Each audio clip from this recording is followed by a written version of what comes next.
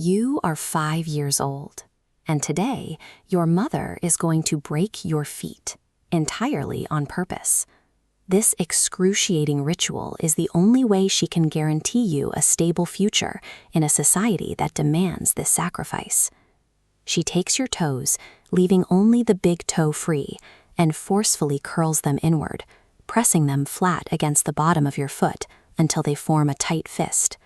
Then she takes 10 feet of raw cotton cloth and begins to wrap. With each pass pulling tighter than the last, she forces your arch to bend, bringing your heel and your toes violently closer together. By the time she ties the final knot, what is at the end of your leg no longer looks like a human foot. You scream in agony. She holds you close. Softly, chillingly. "I know it hurts," she whispers, "but one day you'll thank me."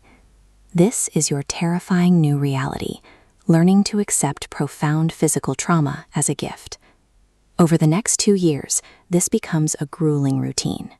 Every 2 days, the bandages come off, your feet are washed, and your broken, dead toenails are trimmed short so they don't grow into the inflamed flesh.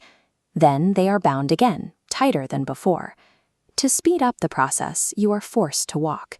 You hobble across the courtyard, taking unsteady steps on feet that feel like they're on fire, while your mother watches, her face a mix of guilt and unyielding resolve. The medical risks are severe.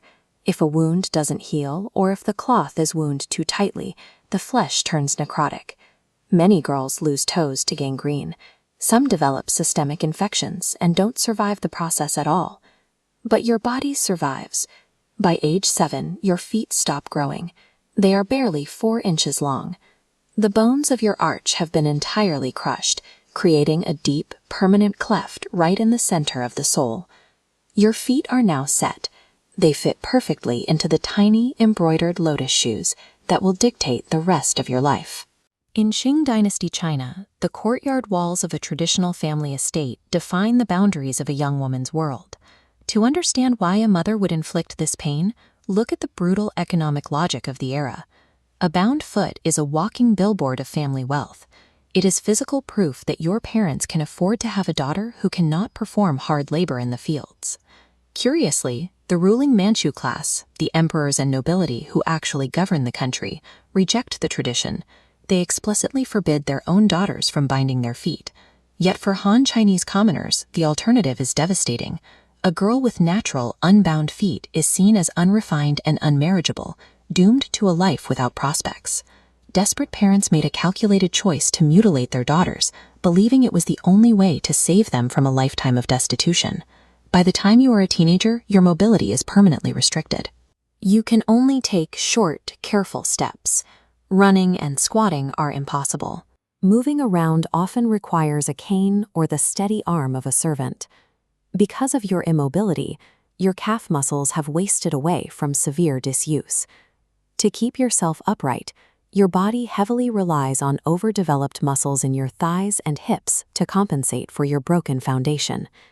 This physical compensation creates a very specific, unsteady swaying movement when you walk. Society calls this the lotus gait, and it is revered as highly elegant, feminine, and attractive. You will spend hours every single day cleaning your feet, treating chronic sores, and making the tiny, exquisitely embroidered silk shoes that encase them. When a matchmaker eventually arrives to negotiate your marriage, she doesn't ask to see your face first. She asks to see your shoes. To a prospective husband's family, the size of your foot is an intimate, heavily scrutinized asset. Your social worth, your daily freedom, and your identity as an adult are forever locked away inside those tiny bindings.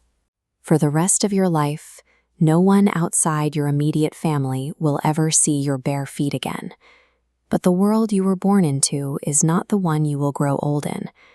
By the time you reach your 30s, Christian missionaries and foreign reformers begin openly campaigning against the practice.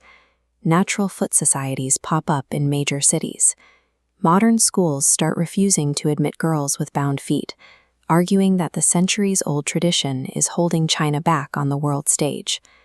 As a mother yourself, you face an agonizing choice. Do you bind your daughter's feet to guarantee them a marriage? Or do you leave them natural and gamble society is changing fast enough to accept them? In 1912, the Qing Dynasty collapses. The new Republic of China officially outlaws foot binding. The rules of your society flipped almost overnight. But political decrees cannot heal shattered arches. The laws changed, but your bones never will. Out in the rural villages, terrified parents quietly ignore the ban for decades to protect their daughters' marriage prospects. It isn't until the 1950s that the practice is finally stamped out entirely. By the time you are an old woman, you are a living relic. Foreign journalists and photographers visit your village to look at you with a mixture of morbid fascination and profound horror. You think back to that autumn day when you were 5 years old, feeling the tight grip of your mother's hands, and remembering her terrified, well-intentioned promise. One day, you'll thank me. For 1,000 years, an entire civilization looked at deliberate mutilation, extreme physical pain, and lifelong disability, and agreed that it was perfectly normal, necessary even. What does our current generation confidently consider normal today that future generations will look back on as a horrific violation of human rights?